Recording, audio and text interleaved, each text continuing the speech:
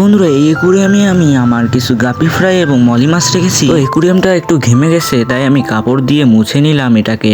একুরিয়ামের মধ্যে যে সকল গাপি ফ্রাই আছে আলহামদুলিল্লাহ মোটামুটি কালার চলে আসতেছে এবং বড় হচ্ছে। আর আমি কয়েকদিন আগে যেই মলি মাছ দুইটি দোকান থেকে এনেছিলাম, মানে এক জোড়া মাছ এনেছিলাম, ওগুলান মোটামুটি লোড হচ্ছে আস্তে আস্তে। আর ফিমেল মলিটা এখানে লুকিয়ে আছে, কারণ এরা একটু প্রেগনেন্ট আছে, আর প্রেগনেন্ট অবস্থায় এরা একটু লুকিয়ে থাকতে পছন্দ করে। এখন আপনারা হয়তো বা ভাববেন যে ভাইয়া হয়তো বা কয়দিন পরে মলি মাছ নিয়ে ভিডিও করবে, যে মলি মাছের ব্রিডিং, মলি মাছের পেটে বাচ্চা আছে কিনা কিভাবে বুঝবো। কিন্তু না, আমি ভিডিও করব না, কারণ মলি মাছ নিয়ে আমার কোনো অভিজ্ঞতা নাই। আর আমি আপনাদের মাঝে হুদাই কোনো তথ্য দিই না, আমি যেটা জানি ওটাই বলি, যেটা সম্পর্কে আমার অভিজ্ঞতা আছে সেটাই করার চেষ্টা করি। তো এই প্রথম যেহেতু আমি মলি মাছ ব্রিডিং করব, তা প্রথম ব্রিডিংটা সম্পর্কে অভিজ্ঞতা নিব। পরের বার আমি ইনশাআল্লাহ আপনাদের মাঝে তুলে ধরবো কিভাবে ব্রিডিং করতে হয়, কি কি না করতে হয়, সবকিছু তুলে ধরবো। আর আমার এখানে থাকা যে সকল গাপি ফ্রাই আছে এগুলো নিয়ে আমি কয়েকদিনের মধ্যে ভিডিও করব, কারণ অনেকে গাপি মাছের বাচ্চাকে দ্রুত বড় করতে পারে না। ওই ভিডিওতে আমি বলবো যে কিভাবে আমরা আমাদের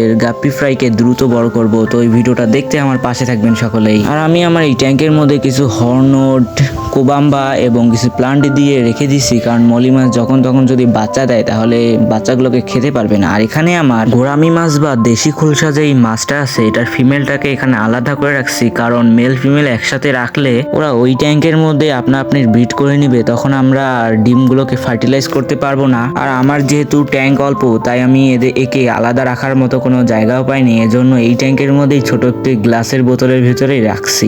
আর এখানে আমার মেলটা আছে গোরামি মাছের, আর আমি ইনশাল্লাহ কয়েকদিনের মধ্যে আপনার গোরামি মাছের ব্রিডিং করে দেখাবো। তো আজকের জন্য সকলকে বিদায়।